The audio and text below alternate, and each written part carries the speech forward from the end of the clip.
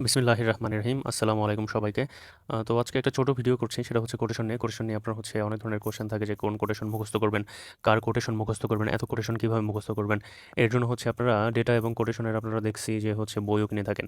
তো পার্সোনালি আমার কাছে মনে হয় ডেটা কোটেশনের জন্য হচ্ছে বই কেনাটা হচ্ছে লাক্সারি। এই লাক্সারিটা না করে এই টাকা দিয়ে হচ্ছে আপনি অন্য কোনো ভালো জায়গাতে এটা ইউজ করতে পারেন।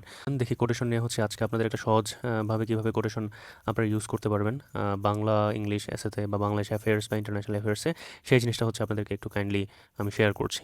কাইন্ডলি একটু দেখবেন। প্রথমত হচ্ছে আপনারা এক্সপার্টসদের নাম মনে রাখবেন। এখানে এক্সপার্টস বলতে বোঝাচ্ছি যারা হচ্ছে রেগুলার নিউজ পেপারে বিভিন্ন ধরনের আর্টিকেল লিখে থাকেন।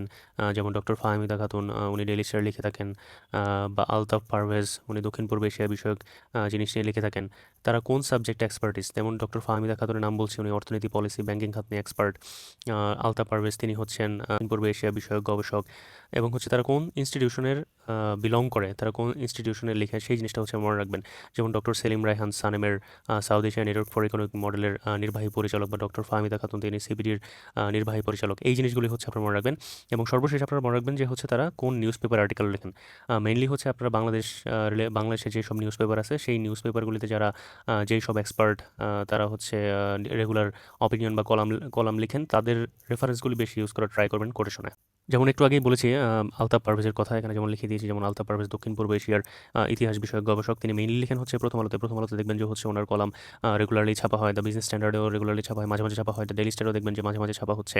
তো তিনি হচ্ছে দক্ষিণ পূর্ব এশিয়ার ইতিহাস বিষয়ক গবেষক। এখন সেখানে যদি বাংলাদেশের জিও পলিটিক্স নিয়ে কোনো ধরনের কোশ্চেন আসে, বা বাংলাদেশ মিয়ানমারের রোহিঙ্গা সংকট নিয়ে যদি কোনো ধরনের কোশ্চেন আসে, বা রিসেন্টলি পাকিস্তানের যে স্কিরমিশ হলো, একটা ছোটখাটো যুদ্ধ হলো, সেই বিষয় নিয়ে যদি হচ্ছে কোনো ধরনের কোশ্চেন আসে, তাহলে কিন্তু ইজিলি হচ্ছে আপনি লিখতে পারবেন এইভাবে যে দক্ষিণ পূর্ব এশিয়ার ইতিহাস বিষয়ক গবেষক আলতাফ পারভেজ তার সর্বশেষ প্রকাশিত প্রথম আলোতে একটি কলামে লিখেন। এরপর নিজের মতো করে আপনি কলামটি লিখে দেবেন, তাহলেই এনাফ।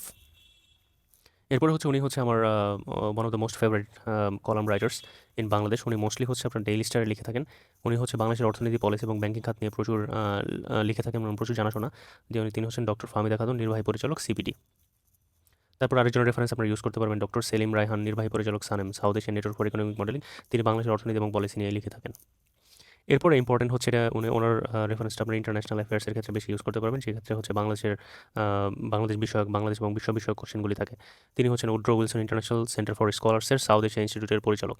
তো যদি মনে করেন যে ইউএসএ যে টেরিফ বসালো বাংলাদেশের এক্সপোর্টে, তো সেখানে ওইটার রিলেটেড যদি কোনো কোশ্চেন আসে, তাহলে আপনি এখানে ইজিলি লিখতে পারবেন যে Woodrow Wilson International Center for স্কলার্সের সাউথ এশিয়া ইনস্টিটিউটের পরিচালক মাইকেল কুগলম্যান তার সর্বশেষ প্রকাশিত কলামে তিনি লিখেন।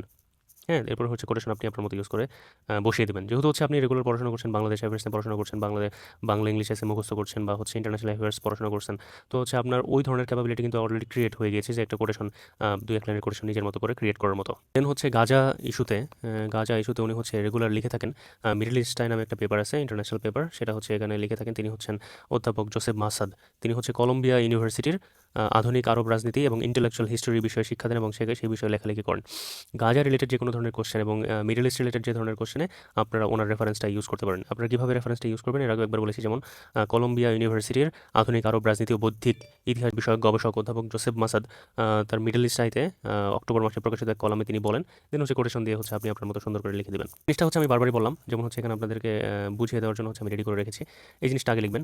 দ্য সিপিডি এর নির্বাহী পরিচালক ডক্টর ফাহমিদা খাতুন সম্প্রতি দ্য ডেইলি স্টারে ব্যাংকিং খাত নিয়ে লিখিত এক কলামে বলেন।